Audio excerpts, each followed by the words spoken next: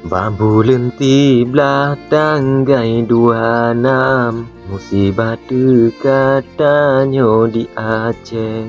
Di raya sidongon kaye, umohana liwahi erakan.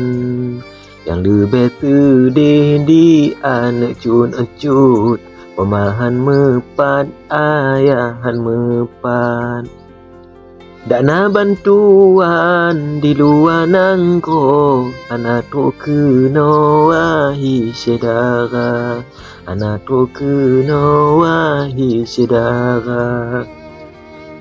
Di penggah bencana ko nasional, wahi erakan dumna, cukup tak sedih otek dah bayang, yang patah kokang agak petuju.